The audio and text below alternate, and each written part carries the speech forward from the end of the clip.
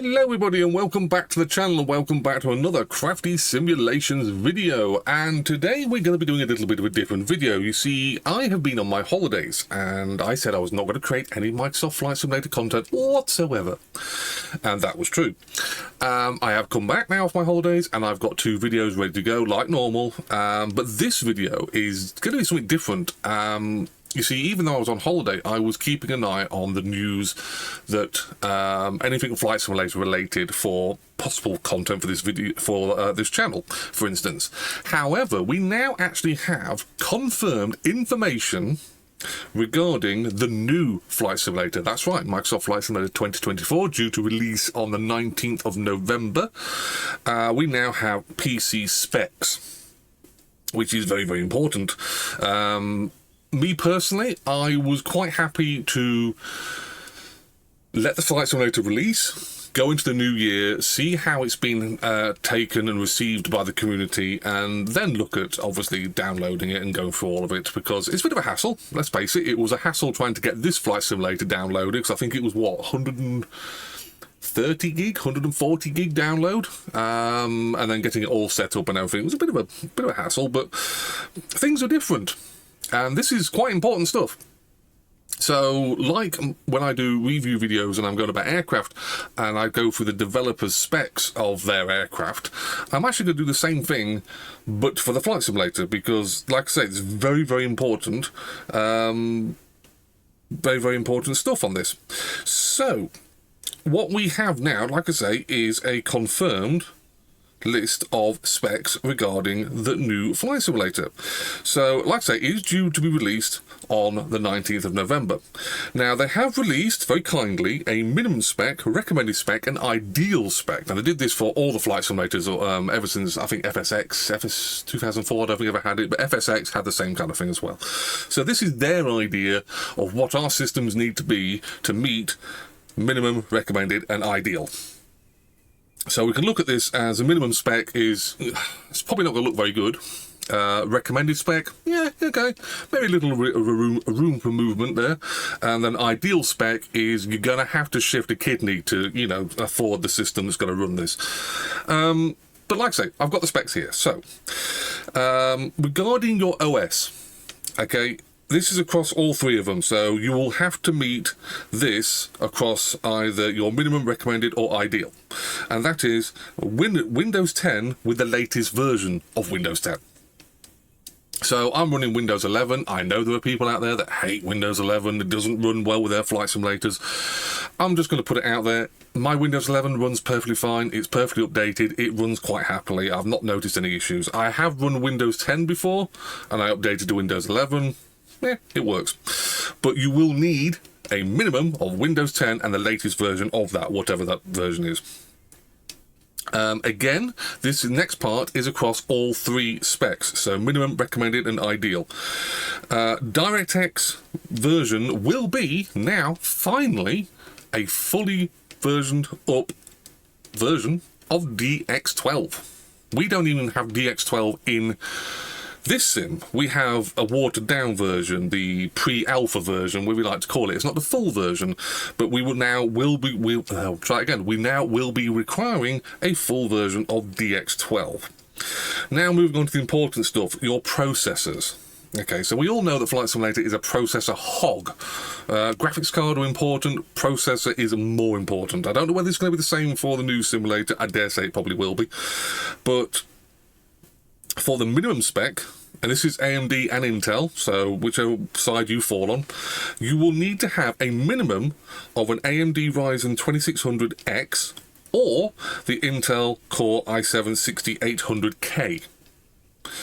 Okay, so that's minimum spec on your processors. On the recommended, it is AMD Ryzen 7 2700X or the Intel Core i7-10700K. And for the ideal spec, the all singing, all dancing, we have the AMD Ryzen 7 7900X or the Intel i14700K. There's a lot of numbers in there. So we are talking some properly beefy processors. I think I'm running a 13.9. I can't remember what I'm running. It's a 13 series, I know that much. So yeah, it's going to be quite beefy in the processor department. Moving over to the GPU, okay, so again, we have a choice for either Radeon or the GeForce. So for the minimum spec, Radeon RX 5700 or the GeForce GTX 970. I would love to see this sim running on a 970. I think it would be like Minecraft. I don't know, hand on heart, I don't know what Radeon cards are like. I've never had one in any of my systems. I've always been Nvidia. But, you know, it's nice they give us the specs across 2 graphics cards and 2 processors. So, anyway, going on to the recommended spec, we have the Radeon RX 5700 XT or the GeForce RTX 2080. And moving over to the ideal spec, we have the Radeon RX 7900 XT or the GeForce RTX 4080.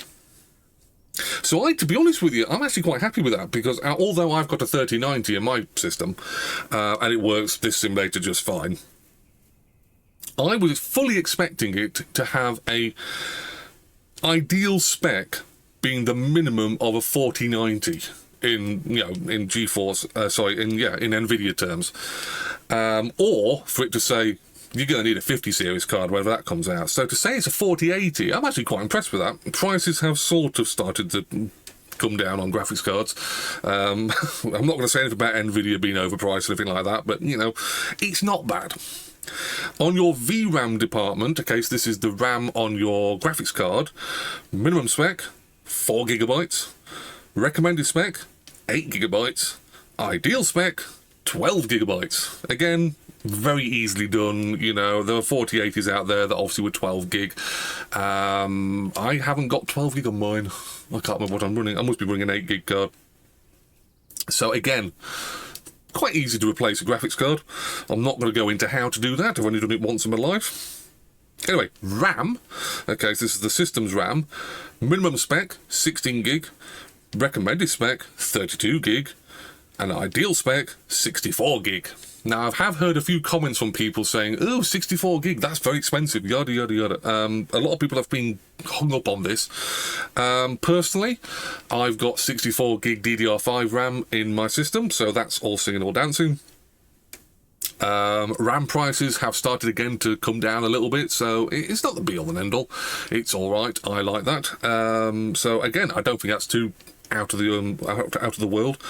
Now, this is the best one. This is the bit, I should say, not necessarily even the best part, but is the part that's causing the most questions. Storage. Remember, this was a 130 odd gig download when I downloaded this sim. For 2024, it is 50 gigs.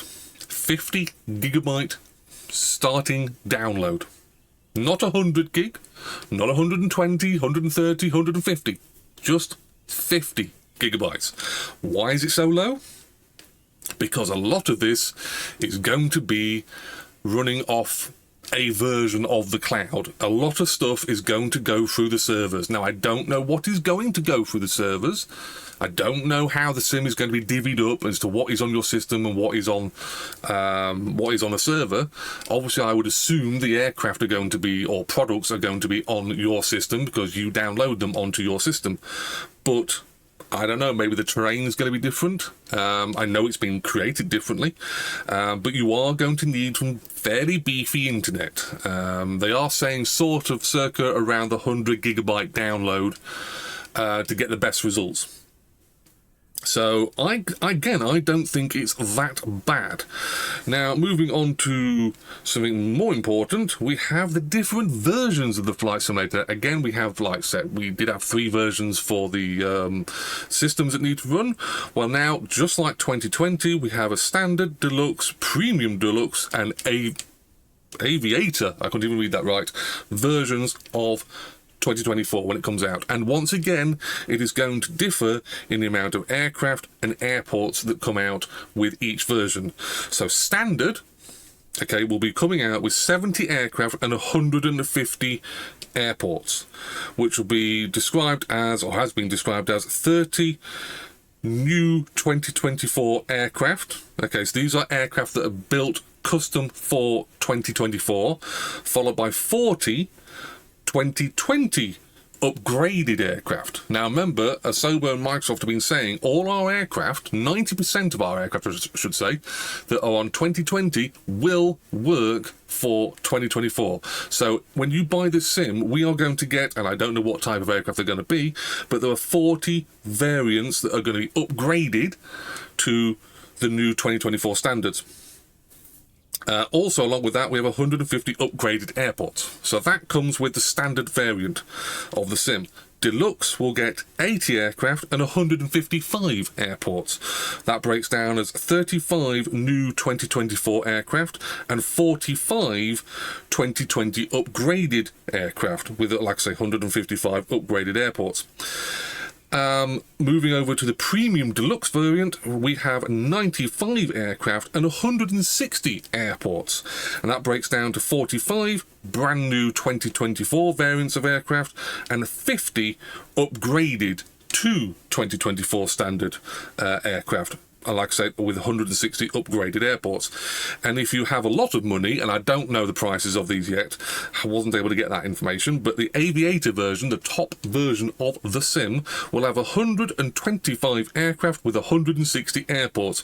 That breaks down to 45 2024 new aircraft, 50 2020 upgraded aircraft, 30 2020 payware aircraft, again, don't know which ones are going to be, and 160 upgraded airports. And that is a lot of information. So, like I said, I'm actually very, very interested in seeing, obviously I'm going to be very interested in seeing how 2024 is taken on board by the community and by the developers, because like all flight simulators, it's going to be interesting how it comes out. From the videos I've seen, and I'm not sure whether some were pre-rendered, some were obviously in the sim, that it looks very, very shiny and very, very realistic. Again, they're going to show us the very detailed scenery. I think they were showing, the last video I saw showed the Grand Canyon, and they said it went down, the scenery went down to something like 20 centimetre, I think it was, resolution, which is just biblically immense.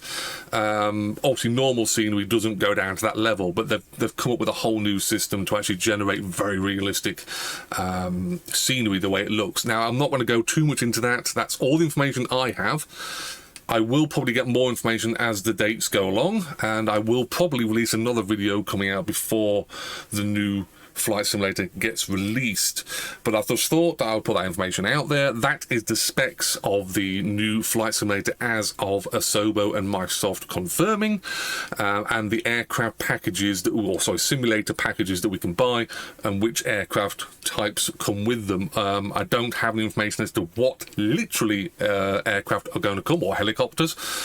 But obviously there's going to be a lot, and like I said, they have confirmed quite a few times now, at least 90% of our previous 2020 aircraft and helicopters and all sorts of products will transfer directly over to the new sim. So that is very, very good. Backwards compatibility, I'm always a fan of. So, thought I'd do this little video, thought I'd let you know what was going on, and hopefully now I shall be going back to doing some proper flying videos. So if you've got any questions or comments about Microsoft Flight Simulator 2024, bang them below. I'll answer them as best I can. There's not much information that I have, but I'm willing to go digging to go find out some stuff. And let me know what you're thinking about the new flight sim. Are you going to be one of those people that's just going to dive in and buy it on release day? Are you going to sit back and just see how it's going, see how the servers hold up, and see how other people generally review the flight sim? So I will see you guys and girls in a future Microsoft Flight Simulator video very, very soon.